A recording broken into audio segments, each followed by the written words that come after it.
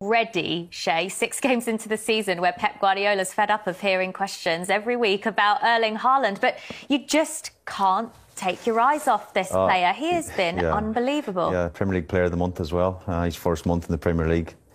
So many goals. It's just exciting. And you see some of his clips just to watch him. And I was lucky enough to actually to meet him when he signed, and I spoke to him just off the record, and I says, "Were you nervous joining Man City?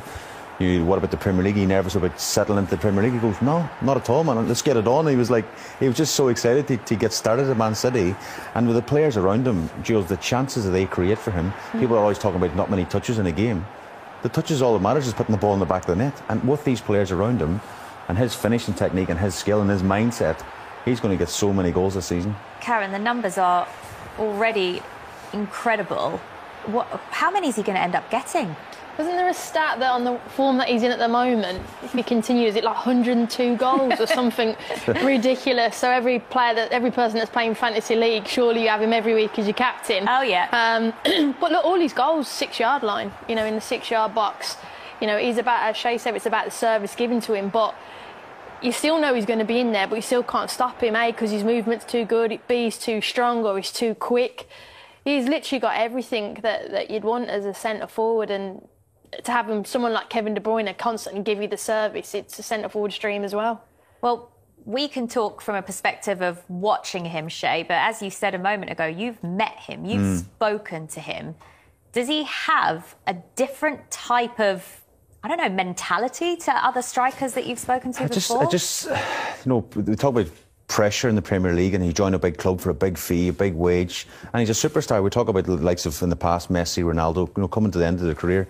I think this guy's the next superstar. I really do. I think he's got so much ahead of him, and his mindset. Just speaking to him, briefly or whatever it was, he was just like, let's go, let's get it on. I'm ready for this league. I'm ready for what's ever to come, and I'm excited about it. He was like nearly fist pumping as he was talking to me. Like he was just mad to get going, and you can tell that by his performances. As I say, he's not bothered about getting too many touches. As you say, Karen, most of his goals in the 6-yard box. He knows if he gets in them positions, then players will find him, and he's had an unbelievable start. It's frightening for defences. So how goalies, I'm sure. I know, yeah. Glad I'm retired now. How can Wolves even try to contain him or stop him? Well, to be fair, whenever anyone mentions Wolves, they don't concede many, but they don't score many either. So I think for them, it's just continue what they have done. But it is a case of you hope he has a bad day. I think that's what we say. Please have one. But defensively, Bruno Lage usually has them very well organised, and they usually are difficult to beat. But you try and stop Haaland, then as I said, Kevin De Bruyne. It's stopping so many of the Manchester City players. It's not just one. Yeah, the only team that have stopped Erling Haaland scoring this season, Bournemouth. Of all teams, you wouldn't expect it to be a side like that. So it obviously can be done, Shay. Maybe every team needs to watch what Bournemouth did. Possibly, but then they've scored from other positions, as Karen says. People get attracted by this superstar, Erling Haaland, 6'4", 6'5". He attracts players to him. What happens? Midfielders arriving into the box, so much space for other players. He didn't score that day, but he still contributed. I think it was an assist. I think Foden should have laid him in as well. Would have tapped in from 6 yards, didn't. But he just attracted to him because he's such a great player. They have to close him down, and then other players are free in the box, and it's yeah, they didn't score, but he created some problems for Bournemouth that day as well. Yeah. So, Karen, you talked about Wolves and their struggles in front of goal. Well, I wonder whether we may see a start for their new signing, Diego Costa. Football get a bit carried away, and you're an ex-player. Can you do this, Shay? Can you do that? No, we're not doing that. But what they asked you to do? Well, just some mad stuff hanging off the Tyne Bridge or something ridiculous. But anyway, that's perfect for him, because you know what kind of player he is, his mindset. You know if he gets on tomorrow, he's going to ruffle the defences up. He's going to. I'm not saying he's going to go around biting people or kicking people, but he knows the dark arts of the game. He'll be elbowing people, and he just gets players' reaction. And of course, he's a great striker as well. He's a brilliant finisher. I always remember his time at Chelsea. What a brilliant player he was. And he was just a bit like Willian. Has he still got that spark? Has he still got the legs to get in the box and score goals? Well, he scored some brilliant goals for Chelsea, some really important ones as well, Karen. The question is, has he still got it?